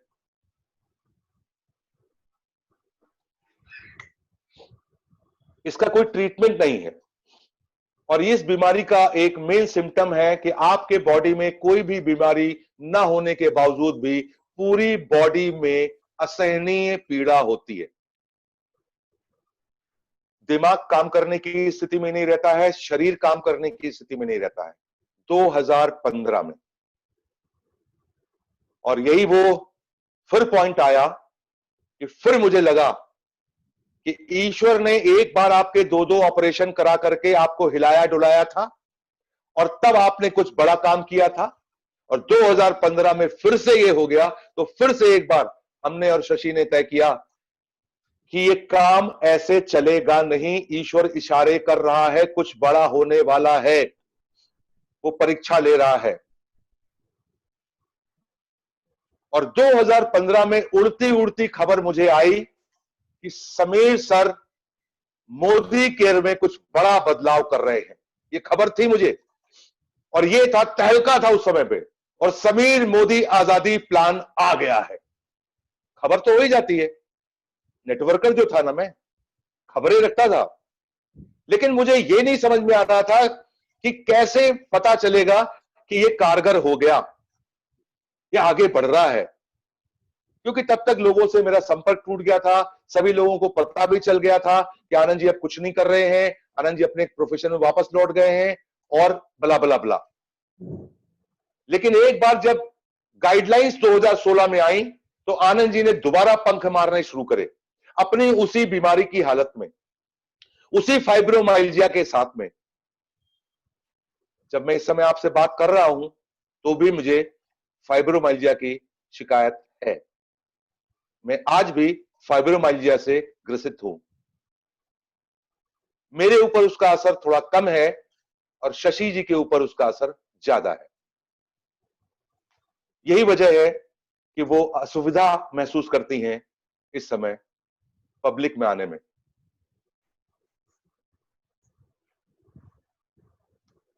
जब हम एमवे में थे, तो एक बार गोरखपुर की सेमिनार होनी थी, हमें रिजर्वेशन नहीं मिला था, और हम स्लीपर में घुस गए थे। शशि हमारे साथ में थी। वो एक बहुत अच्छे घराने से हैं, एक बहुत अच्छे खानदान से हैं, और एक बहुत रईस घराने से हैं। मैंने उनसे कहा रिजर्वेशन नहीं है, स्लीपर का भी रिजर्वेशन नहीं है तो नीचे अखबार बिछा के लेटना पड़ेगा। उन्होंने कहा हाँ, आप जहां लेटेंगे हम आपके साथ लेट जाएंगे। प्लस सपने तो बराबर है ना हमारे आपके, जब सपने हमारे आपके हैं तो तकलीफें भी हमारी आपकी। तो वो स्लीपर में हम लोग सवारियों से इजाजत मांग के अखबार बिछा करके जमीन पे लेटे, और रात में कुछ लोगों को उठना था उतरना था तो वो देख नहीं पाते थे, तो हमारे और शशि के मुंह के ऊपर चप्पल जूते रखते हुए चले जाते थे। शशि ने हमारे साथ बहुत बहुत बहुत ज्यादा मदद की कि हम और वो मिलके ऐसा सपना पूरा करें कि एक बार काम कर दें तो दोबारा काम करने की जरूरत ना पड़े। तो परीक्षाएं जबरदस्त रहीं और 2015 में ये परीक्षा आई। 2016 में जब गाइडलाइंस आई तो सुगबुगाहट शुरू हुई। और धन्यवाद देना चाहता हूं मैं वापस रवि सर का, राजेश सर का, अनूप सर का और नवनीत सर का। नवंबर 2017 में अल्टीमेटली ये चारों महान लोग, कहीं से इनके दिमाग में आया कि आनंद कुमार सिंह का एक नाम का एक प्राणी है जो लखनऊ में रहता है। तो ये ऊपर वाले की देन थी कि कैसे सर लोगों के दिमाग में आया, और मैं तो खोजने के लिए बैठे ही था। नवंबर में सर आए, मेरे निवास पे आए, मेरे इंदिरा नगर लखनऊ निवास पे आए। मैंने उनका आवभगत करी, मैंने उनका स्वागत किया और मुझे अंदर से बल आया। और बल आया तो मुझे लगा कि हाँ ये काम हो सकता है। चीजें सारी बिखरी हुई थी, उन सबको समेट करके लाइन अप करते करते, और आज मुझे बताते हुए बहुत खुशी हो रही है कि मैंने अल्टीमेटली जुलाई 2018 में मोदी केयर को ज्वाइन कर लिया। और दोस्तों ये कहानी इतने उतार चढ़ाव भरी रही कि अब मैं आपको ये बताने जा रहा हूं कि ऐसा क्या था, ऐसा क्या होता है। आपने बहुत सारे लीडर्स के बारे में सुना, उसी की फहरिस्त में मेरा भी नाम है। सर आपको कंपनी बढ़िया चाहिए ही चाहिए, आपको प्रोडक्ट बढ़िया चाहिए ही चाहिए, आपको प्लान भी बढ़िया चाहिए, और आपको लीडर भी बढ़िया चाहिए। मेरी जो पिछली वाली कंपनी थी, यकीनन वो दुनिया में एक नामी गिरामी कंपनी थी, यकीनन उसके प्रोडक्ट बहुत अच्छे थे, यकीनन वहां पे सिस्टम की पढ़ाई बहुत अच्छी होती थी। लेकिन कहते ना कि कई चीजें मिल करके कोई चीज बनती है। कंपनी बढ़िया थी, प्रोडक्ट बढ़िया थे, एजुकेशन बढ़िया थी, सिस्टम बढ़िया थे, लेकिन प्लान में साहब पैसा नहीं था। उस प्लान से आप अपने लोगों की ग्रोथ नहीं करा सकते थे। जितना कमाते थे उससे ज्यादा लगा देना पड़ता था। यह था वहां पे। और इससे भी बुरी बात, इससे भी बुरी बात, बदकिस्मती थी वहां पे कि जो लोग सिस्टम बताते थे उनका चरित्र नहीं अच्छा था, क्योंकि वो सिस्टम खुद मानते नहीं थे। हम भावनात्मक आदमी, हम सीधे साधे आदमी, हमको सिस्टम समझा दिया गया, हम सिस्टम के पीछे पड़े रह गए, लेकिन उन्होंने सिस्टम को नहीं माना। लोग अच्छे चाहिए, जो हमें आगे बढ़ाए वो लोग अच्छे होने चाहिए, हर हाल में अच्छे होने चाहिए, और उनके पास अच्छाई क्या होनी चाहिए ये भी मैं बताऊं आपको। हमारे मेंटर्स और हमारे कोच जो हैं उनमें 3 अच्छाई का होना बहुत जरूरी है। पहले तो उनमें अहंकार नहीं होना चाहिए, बिल्कुल भी नहीं होना चाहिए। दूसरा, उनमें पैसों की लालच नहीं होनी चाहिए, और तीसरा, उनके अंदर हवस नहीं होनी चाहिए। ये 3 अच्छाई होनी ही चाहिए। सब कुछ अच्छा होने के बाद, सब कुछ अच्छा होने के बाद वहां पे यही दिक्कत हो गई। मैंने क्या बोला, मैं ईमानदारी छोड़ नहीं सकता, मैं सच्चाई छोड़ नहीं सकता, मैं वफादारी छोड़ नहीं सकता, मैं वैल्यूज से अपना डिवैल्यू करेक्टर नहीं कर सकता, चाहे कुछ भी हो जाए।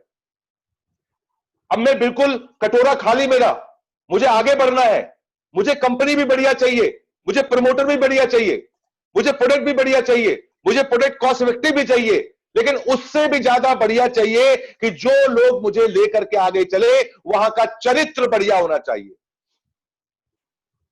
तो मैं आपको यह संदेश देना चाहता हूं, मैं बहुत लकी हूं कि जितने भी ग्लोबल ब्लैक डायमंड्स को मैंने सुना, गुरु माता को मैंने, सुरेखा भार्गव को सुना, मैंने समीर सर को सुना, मैं आपको ये बता सकता हूं कि इन लोगों के नाम की आप कसमें खा सकते हैं। ये लोगों का चरित्र बहुत बढ़िया है, इसी वजह से आज ये मोदी केयर ग्रो कर रहा है। मोदी केयर के ग्रोथ का सबसे बड़ा कारण है यहां के लीडरशिप का चरित्र, और आनंद कुमार सिंह जैसे लीडर इस मोदी केयर में आने का कारण यह है कि यहां के लीडर्स ने अपने चरित्र का परिचय दिया है। किसी का नाम ले लीजिए, रवीश रस्तोगी जी, क्या बात है, क्या बात है, क्या बात है सर। हमने प्लान देखना था, हमने डिमॉन्स्ट्रेशन देखना था। वो जुलाई की दिन याद है मुझे, रवीश रस्तोगी सर को विकास नगर से चौक जाना था, हमको इंदिरा नगर से चौक जाना था। सर इतनी गणित तो मुझे भी आती है। रवि सर खुद जीबीडी हैं, उनके नीचे राजेश जी जीबीडी हैं, उनके नीचे अनूप गुप्ता जी जीबीडी हैं, और उनके कहीं नीचे हमारे नवनीत सर भी प्लेटिनम थे, उनके नीचे कहीं आनंद जी की स्पॉन्सरिंग होनी थी। क्या फर्क पड़ता था, क्या फर्क पड़ता था रवि सर को। इसीलिए वो रवि सर है, इसीलिए उनको महागुरु कहा जाता है। रवि सर ने बरसात में परेशानी उठा करके वो चौक पहुंचे, हम भी परेशानी उठा करके चौक पहुंचे। लाइट नहीं आ रही थी, पसीना बह रहा था, लेकिन क्या तेज था रवि सर के चेहरे पे। वो ऐसे हमको प्लान दिखा रहे थे, हमारी टीम को ऐसे प्लान दिखा रहे थे कि जैसे वो अभी 7% पे हो, जैसे उन्होंने अभी बिजनेस शुरू किया हो। उतनी ही शिद्दत से डेमो, कोई कंजूसी नहीं, सबको एक एक डेमो दिखाया, बिल्कुल प्यार से। मैं मोहित हो गया सर, मैं मोहित हो गया। इतने पाक साफ दिल के इंसान। तो मुझे पक्का पता चल गया कि अगर रवीश रस्तोगी सर हमारे ऐसे हैं तो उन्होंने जो टीम खड़ी करी होगी उस टीम में यही रस गया होगा। फिर राजेश जी से मिले, फिर अनूप जी से मिले, और फिर नवनीत सर से मिले, सबके सब एक जैसे, सबके सब एक जैसे। और उसके बाद जो पूरे कंपेरिजन आया, एक साहब हम पे बहुत गुस्सा गए, आनंद जी ये ठीक बात नहीं है, तुम एमवे बिजनेस छोड़ करके मोदी केयर में तुम क्यों चले गए। तो हमने कहा साहब लखनऊ वही है आज भी, 20 साल हो गया है लखनऊ में, 20 साल हो गया साहब, 20 साल, 20 इयर्स। लखनऊ में 2 डायमंड थे और 2 डायमंड हैं। और हमको लगता है 100 साल हो जाएंगे तो वो 2 डायमंड रहेंगे।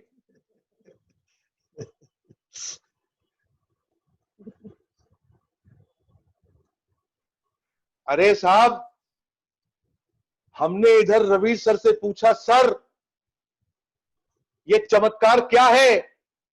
बोले आनंद भाई बिल्कुल सही पकड़ लिए आप, जो कष्ट वहां का है वो यही है कि लोग आप पे यकीन करते हैं लेकिन आप उनको आगे नहीं बढ़ा सकते। अरे कब तक स्टेज पे जाकर के जय हिंद जय भारत करते रहेंगे, जय हिंद जय भारत कर, जय हिंद जय भारत करने से जिंदगी नहीं चलेगी, रुपए से जिंदगी चलेगी, रुपए से। सही। हमने चुपके से पूछ लिया रवि सर इधर का क्या माहौल है, और रवि सर बोले जरा टनाटन माहौल है बिल्कुल। तो हमने कहा सर वो तो हमको दिख ही रहा है सर, उसका तो समझ में आ गया। बोले कुछ नहीं है, मेरी जीवनी पढ़ लो। रवीश जी बोले कुछ नहीं, मेरी जीवनी पढ़ लो, टीम मिशन के बारे में जान लो। तो सर आज आपको बताएं, मुझे फक्र है कि टीम मिशन को शुरू हुए अभी मात्र 6 साल हुआ है, 6 साल केवल, और 12 ठो जीबीडी। अरे मजा आ गया, 12 जीबीडी, 4 ठो आरबीडी और 25 ठो क्राउन। अरे दादा, मैंने कुल जोड़ ले तो 25 और 4 29, और बहुत हो गए। हाँ, तो जब ये 6 साल में हाल है तो हम एक दिन कैलकुलेशन किया कि 20 साल में ये कितना हो जाएगा है। बात करते हैं। रवि सर पैसा कमा रहे हैं और रवि सर पैसा कमवा रहे हैं, और हमने अपनी आंखों से देखा है लोग पैसा कमा रहे हैं। वही कंपनी, वही लीडरशिप, वही प्रोडक्ट, वही चीज सबसे बढ़िया है जो पैसा कमवा दे। और आज दोस्तों आपको बताऊं मैं, बस ये समझ में आ गया कि अगर यहां पे पैसा कमा के अपने लोगों को पैसा कमवाया जा सकता है तो बस यही प्लेटफॉर्म है बढ़िया, इससे बढ़िया कुछ नहीं है। तो ये हो गया हमारा प्रवेश भाई साहब। मैं ऐसे आया मोदी केयर में, तो मोदी केयर में इतना चीजें तो हो गई कि भैया कंपनी बढ़िया, thank you Sameer Modi sir, product बढ़िया, thank you Sameer Modi sir, दाम बढ़िया, thank you Sameer Modi sir, Sameer Modi sir की खुद की सोच बहुत बढ़िया, thank you Sameer Modi sir, Surekha Bhargav की सोच बहुत बढ़िया, thank you Surekha Bhargav ma'am ji, सारे लीडरशिप की सोच बहुत बढ़िया, थैंक यू ऑल लीडरशिप साहब। लेकिन हमको ये पता था इतना सब बढ़िया होने के बावजूद भी कोई जरूरी नहीं है कि आनंद कुमार सिंह आप इसमें सफलता हासिल कर लेंगे, क्योंकि तब वो तलवार निकालनी पड़ती है जिसका नाम है सिस्टम। आनंद कुमार सिंह सिस्टम के कट्टर भक्तों की श्रेणी में सर्वोच्च स्थान रखने वाले इंसान का नाम है, क्योंकि हम ये समझते हैं और आप भी समझते हैं, और नहीं समझते हैं तो हम समझा देंगे आपको कि सिस्टम से बढ़ के इस दुनिया में कोई चीज नहीं है, और सिस्टम होना बहुत जरूरी है। क्योंकि कई लोग इस बिजनेस को करते समय जो लाइनें इस्तेमाल करते हैं, जरा उस पर गौर फरमाइएगा। कई लोग लोगों का इस्तेमाल करते हैं अपने बिजनेस को बढ़ाने के लिए, अंडरलाइन कर लीजिएगा। कई लोग लोगों का इस्तेमाल करते हैं अपने मोदी केयर बिजनेस को बढ़ाने का। साहब ये नहीं है, ऐसा नहीं चलेगा, ये थोड़े दिन तक ही चलेगा। आपको मोदी केयर बिजनेस का इस्तेमाल करना है लोगों की जिंदगी बदलने का, ये सही प्लान में गोले खींचे जाते हैं, गोलों में लट्टू लटके जाते हैं कि ऐसे ऐसे गोले खींचेंगे, एक के नीचे एक आएगा, एक के नीचे एक आएगा, एक के नीचे एक आएगा, तो ये सब होंगे, हम ऊपर ताजपोशी करेंगे बैठ के, बाकी सब हमारे डाउन हो जाएंगे, तो सब डाउन डाउन हो जाएंगे, तो सब बाकी खच्चरों की तरह काम करेंगे और हम बैठ के पैसा कमाएंगे। ये नहीं है।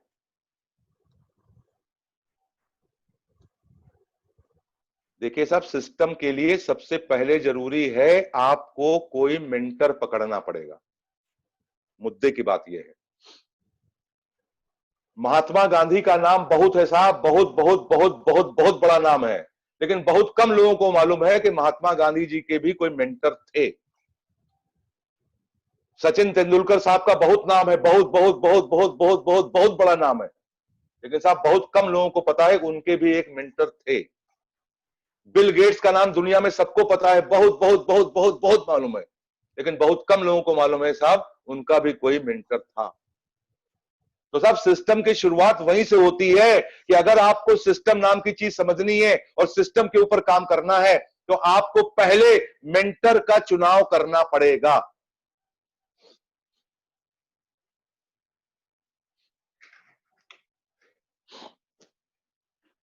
यहां तो मेंटर मेंटर से क्या मतलब है, हमने मोदी केयर समझ लिया, हमने मोदी केयर का प्लान समझ लिया, हमने सब समझ लिया, हम सब समझदार हो गए, अब हम ही डिस्ट्रीब्यूटर हैं, हम ही लीडर हैं और हम ही मेंटर है। इसमें है ही क्या रखा हुआ। तो सर मैंने ये गलती नहीं करी और मुझे भगवान ने छप्पर फाड़ के दे दिया साहब। मेंटरों की कमी नहीं है साहब, यहां पे मैंने सभी लोगों को अपना कलेजा काट के दे दिया कि साहब कोई भी काम करेंगे बिना उनके इजाजत के नहीं करेंगे और कोई भी वही काम करेंगे जो वो कहेंगे, इससे दाएं बाएं कुछ नहीं करेंगे।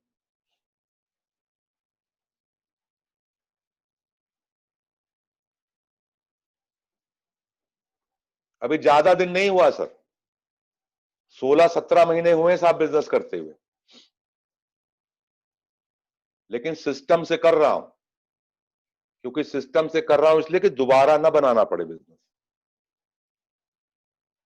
तो मैं बहुत खुशनसीब हूं कि मुझे सिस्टम से काम करने का मौका मेरे मेंटर्स ने दिया। और सिस्टम से काम करने का मतलब यह है कि अगर मैं सिस्टम को समझूं तो 4 पॉइंट पकड़ लीजिए रवि सर से, 4 पॉइंट पकड़ लीजिए राजेश सर से, और 4 पॉइंट पकड़ लीजिए अनूप सर से, और 4 पॉइंट पकड़ लीजिए नवनीत सर से, और 4 पॉइंट पकड़ लीजिए समीर सर से, और 4 पॉइंट पकड़ लीजिए सुरेखा भार्गव जी से। तो ये 24 पॉइंट हो गए। बस ये 24 पॉइंट समझ लीजिए, वही सिस्टम हो गया। और ये सब लोग जो सिखाते पढ़ाते हैं वही सिस्टम है। तो सिस्टम का मतलब है मैं जानता हूं, मैं मानता हूं, मैं समझता हूं, लेकिन मैं करता नहीं हूं। मैं करता केवल अपने मन की हूं। ये नहीं चलेगा। आपको सिस्टम से काम करना पड़ेगा। तो मैं कुछ चीजें आपको बताना चाहूंगा जो मुझे बहुत अच्छी लगती हैं। और कहता है पसंद ना आने पर, पसंद नहीं है हमको, ये बात पसंद नहीं है, पसंद ना आने पर, मन के ना होने पर, उलझन होने पर, बेचैनी होने पर, बुरा लगने पर, फिर भी हर वो काम करना जो आपका मेंटर आपसे करने को कह रहा है, उसी को सिस्टम कहते हैं। आप दोहरा दें एक बार। काम पसंद ना आने पर, मन को अच्छा ना लगने पर, उलझन होने पर, बेचैनी होने पर, बुरा लगने पर, हर वो काम करना जो आपका मेंटर कहता है, वही सिस्टम।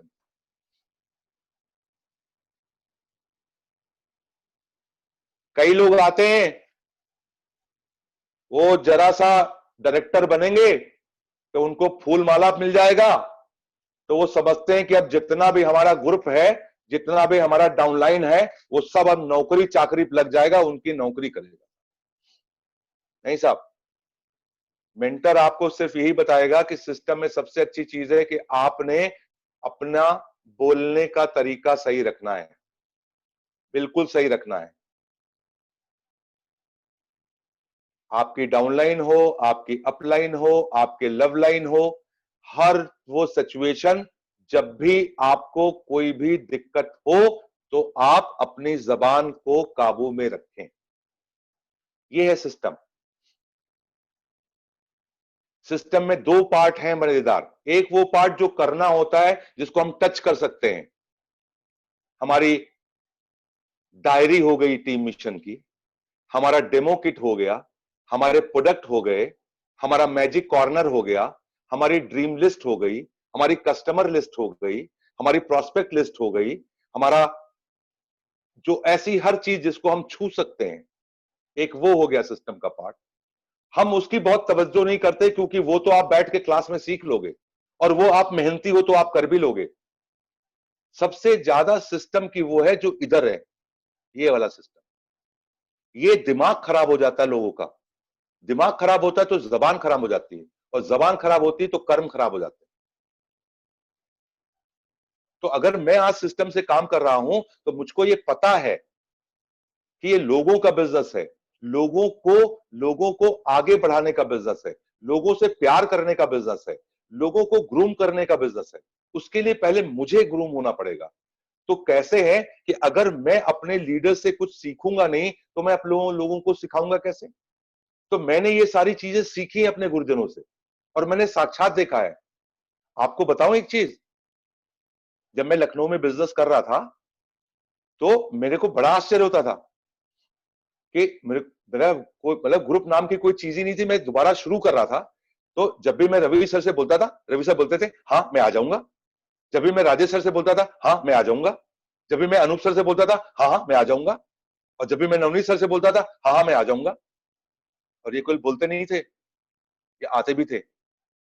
और आज लखनऊ का बिजनेस आनंद जी नहीं कर रहे, आज लखनऊ का बिजनेस सिस्टम कर रहा है।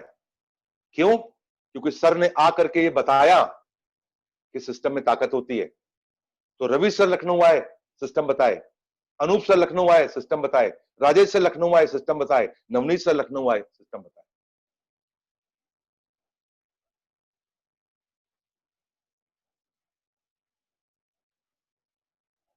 यहां कैलकुलेशन एक है जो मैं अपने टीम को समझाता हूं। प्रेसिडेंशियल बन जाइए, प्रेसिडेंशियल बन जाइए, 6 लाख को डायरेक्टर पहुंचा करके प्रेसिडेंशियल बन जाइए, रुपया 10,500 ही आएगा। आप समझना पड़ेगा। आपने क्या किया, आप आदमी को लाए चिड़ी बिड़ी मचा करके, उसको आप डायरेक्टर बना दिए, फिर एक बनाए डायरेक्टर, फिर 2 बनाए डायरेक्टर, ऐसे आप सब 6 डायरेक्टर बना दीजिए और उनको तड़पने के लिए छोड़ दीजिए कि वो बेचारे अपने रिक्वालिफिकेशन के लिए मार परेशान घूम रहे हैं और किसी तरीके से बड़ी मुश्किल से वो रिक्वालिफाई कर पा रहे हैं और आप बने बैठे हैं प्रेसिडेंशियल। तो हमको ये कैलकुलेशन समझा दिया गया था।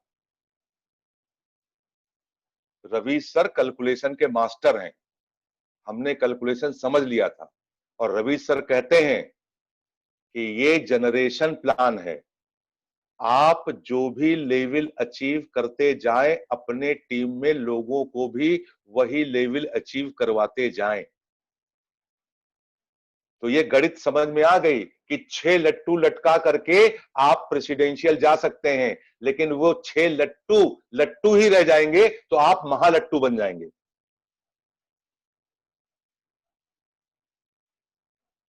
हमारे लिए साहब तो यही सिस्टम है। हमारे डाउनलाइन में, हमारी हर लेग में, हमारे लेग के डीप में, अगर आज मैं सीनियर डायरेक्टर जा रहा हूं तो मेरे नीचे सीनियर डायरेक्टर आने चाहिए। अगर मैं आज एग्जीक्यूटिव डायरेक्टर जा रहा हूं तो मेरे नीचे एग्जीक्यूटिव डायरेक्टर आने चाहिए। अगर आज मैं एसईडी जा रहा हूं तो मेरे नीचे एसईडी आने चाहिए। अगर ऐसा करेंगे तभी मुझे पैसा आएगा। तो सिस्टम ये है। तो ये सिस्टम होगा कैसे? आप जब भी अपनी विड्थ लगाएंगे आपको कोई टेंशन नहीं होगी, लेकिन आप जब डेप्थ में काम करेंगे तो आपका चरित्र अच्छा होगा और नियत अच्छी होगी और सोच अच्छी होगी, तभी आप सिस्टम से काम कर पाएंगे। समीर मोदी आजादी प्लान को ढंग से समझना पड़ेगा। कई लोगों को गफलत हो जाती है।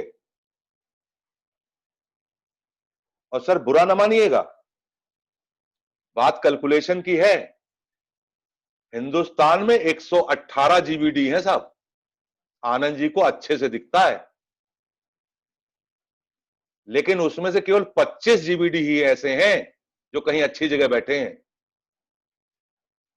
ये बाकी 93 क्या कर रहे हैं? समझने वाली बात है, समझने वाली बात है ना।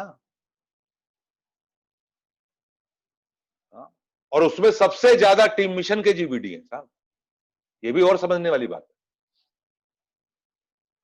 तो साहब आपके जो मोदी केयर में टाइटल दिए गए हैं, ये टाइटल अलग हैं और आपके सपने पूरे करने का जो रवि सर बोलते हैं मनी ट्री लगाना, ये बिल्कुल अलग है। हमको पहले दिन से ही रवि सर ने ये दिमाग में बैठा दिया था, तुम तरक्की तभी करोगे जब तुम अपने टीम के लोगों को तरक्की कराने के लिए आगे आओगे, और तरक्की तभी हो पाएगी जब आप सिस्टम को फॉलो करोगे। ग्रुप में बहुत सारे लोग आते हैं सर, शिकायत करते हैं, शिकवा करते हैं, परेशानी होती है। आप एक लीडर हैं तो रवि सर जैसे लीडर बनिए ना, राजेश सर जैसे लीडर बनिए ना, अनूप सर जैसे लीडर बनिए ना। और ये जितने लोग जीबीडी बन रहे हैं और जितने और जीबीडी आएंगे, वो सब लोग जब तक जीबीडी के भाव को कॉपी नहीं करेंगे तब तक जीबीडी भी नहीं जा पाएंगे। मैं तो बहुत कैलकुलेशन करता हूं, बिजनेस करता हूं ना, तो बिजनेस में मुझे कैलकुलेशन आता है। एलपीबी कैसे आएगा, कैसे नीचे डाउनलाइन का स्ट्रक्चर होगा।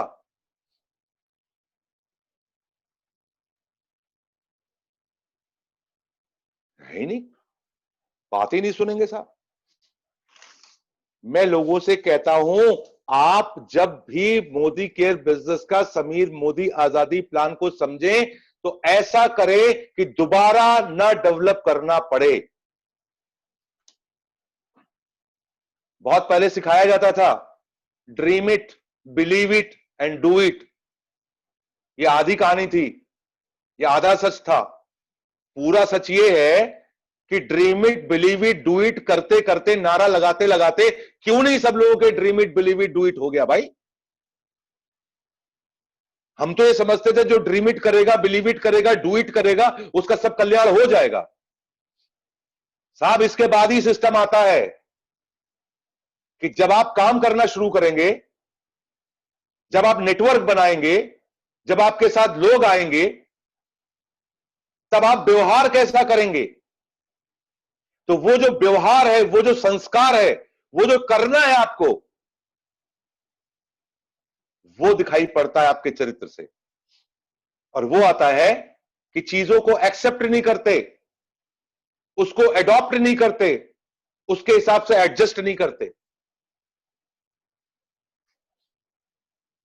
ये जो 2-3 बीमारियां हैं ना सर, उम्मीद लगा के बैठ जाएंगे, मेरी अपलाइन, मेरी अपलाइन ने ये करना चाहिए, मेरी अपलाइन ने वो करना चाहिए, मेरी डाउनलाइन ने ये करना चाहिए।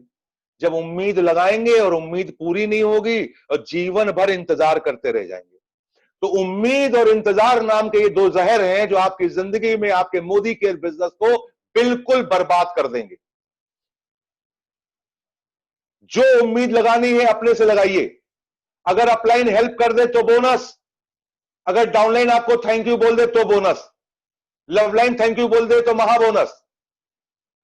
किसी से उम्मीद मत करिए और इंतजार मत करिए कि वो आएगा, वो मेरा हीरो आएगा, वो बहुत बड़ा काम करेगा। तो आप कहते हैं ना कि जब आप खुद काम नहीं करना चाहेंगे तब आपको उम्मीद और इंतजार का मुंह देखना पड़ेगा।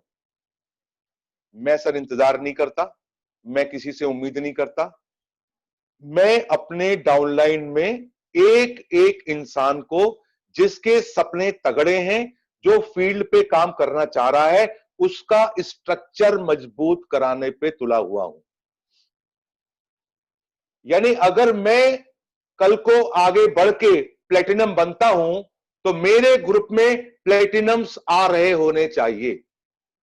मेरे को ये होड़ नहीं है कि मैं प्रेसिडेंशियल जल्दी बनूं, मेरे को ये होड़ है कि अगर मैं एसीडी बना हूं आज, तो क्या मेरे ग्रुप में लोगों का स्ट्रक्चर है जो एसीडी बन रहे हैं। ये मेरी नैतिक जिम्मेदारी है कि मैं उनकी हेल्प करूं और उनको एसीडी पहुंचाऊं। अगर कल को मैं प्लेटिनम जाता हूं तो यह मेरी नैतिक जिम्मेदारी है कि मेरे ग्रुप में प्लेटिनम पिन आनी चाहिए। उनका स्ट्रक्चर आज से बनवाऊंगा। साहब जब आप अपने ग्रुप के लोगों के स्ट्रक्चर बनवाओगे तब ये पंख फैलेगा, तब पैसा ज्यादा आएगा। मेरा भी बहुत मन है माला पहनने का, मेरा भी बहुत मन है तारीफ का, मेरा भी बहुत मन है, लेकिन उससे पहले मन है कि मेरे डाउनलाइन के लोगों का स्ट्रक्चर भी बनना चाहिए। साहब मेहनत लगती है साहब मेहनत लगती है। मैंने रवि सर से पूछा था, रवि सर जिस वक्त आप लखनऊ में जुलाई में मुझको प्लान दिखा रहे हैं, उस समय आपका कितना पैसा आता है। आपको पता है उस समय रवि सर को 12 लाख रुपए आ रहे थे, और तब भी वो अपने प्यारे लीडर आनंद कुमार सिंह का स्ट्रक्चर सही। म्यूट हो गया सर, सर म्यूट हो गया, अनम्यूट करें। हो गया।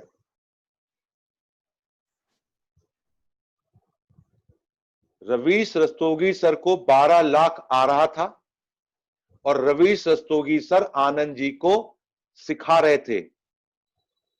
यही है वजह कि राजेश सर को भी अच्छे पैसे आ रहे थे, वो आनंद जी को सिखा रहे थे। और एक बार की बात बताएं आपको, मैंने ऐसे ही अनूप सर को फोन कर दिया कि अनूप सर मैं निशादगंज में एक डेमो मीटिंग करने जा रहा हूं, और अनूप सर शाहजहानपुर से वापस आ रहे थे, और उस समय अनूप सर 6.5 लाख रुपए कमा रहे थे। और अनूप सर कार से शाहजहानपुर से सीधे निशादगंज मीटिंग में आए थे। साहब क्यों आए थे, काहे के लिए आए थे? 6.5 लाख रुपया कमा रहे हैं, कोई 8 लाख रुपया कमा रहा है, कोई 12 लाख रुपया कमा रहा है। वो सिर्फ इसलिए आए थे कि आनंद कुमार सिंह का स्ट्रक्चर बन जाए। नवनीत सर को कई बार बहुत परेशानियां रही, लेकिन उसके बाद भी वो लखनऊ आए। किस लिए आए? कि आनंद कुमार सिंह का स्ट्रक्चर बन जाए। अगर आप ये चीज सही से समझ सकते हैं कि रवीश रस्तोगी सर जैसे इतने अथॉरिटी पे पहुंचने के बाद भी एक नए ज्वाइनिंग को कितने प्यार से डेमो दिखाते हैं, मतलब मैं बता नहीं सकता आपको। राजेश सर उफ इतने इतने सीधे, इतने बढ़िया, इतने प्यार से कंधे पे हाथ रख के बताते हैं, आनंद जी मजा आएगा, मजा आएगा। उनका कंधे पे हाथ रख करके सिर्फ ये कहना कि मजा आएगा, यानी वो मेरा स्ट्रक्चर मजबूत कराना चाह रहे हैं। और आज उसी का नतीजा है, आज उसी का नतीजा है कि आज जितना भी बिजनेस मेरा है, जो भी लेवल मेरा है, उसकी फाउंडेशन बहुत तगड़ी पड़ गई है। मैंने मैंने मैंने अपने पूरे टीम में रवीश सर की वो भावना बो दी है, मैंने राजेश सर की वो भावना बो दी है, मैंने अनूप सर, अरे अनूप सर निषादगंज की उस मीटिंग में आए, वाह क्या नजारा था। मैंने अनूप सर की उस भावना को बो दिया है ग्रुप में, मैंने नवनीत सर की दरिया दिली को बो दिया है। कुछ नहीं, मैं कुछ नहीं।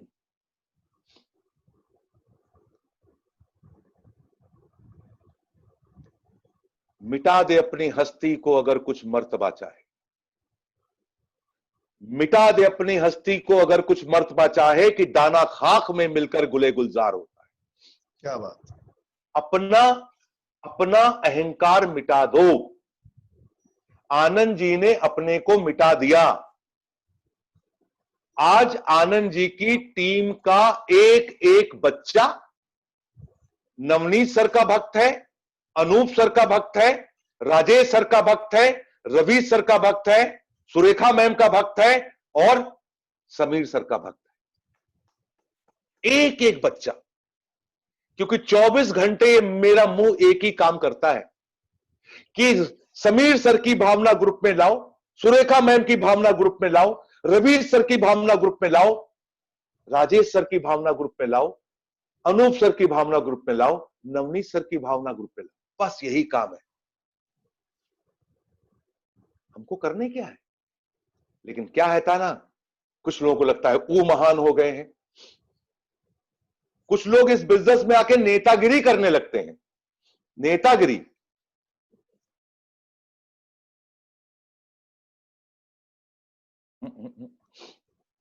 नेतागिरी नहीं करिएगा, सिस्टम समझिए।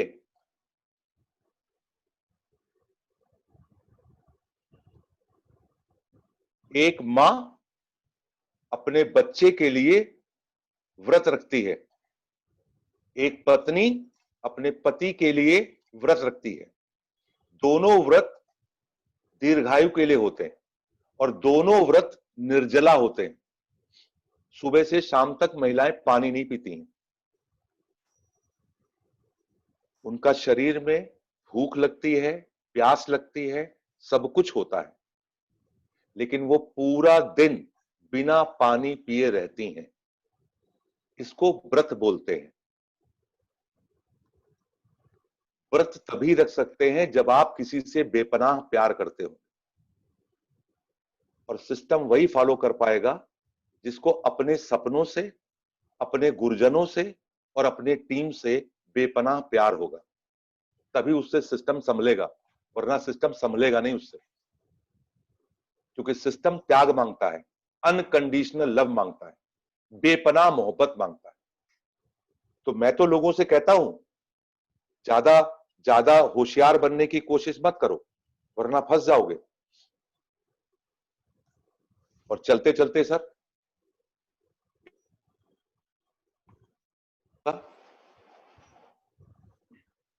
मेरी पूरी टीम, मेरी पूरी टीम, मेरी पूरी की पूरी टीम भक्त है आप लोगों की सर।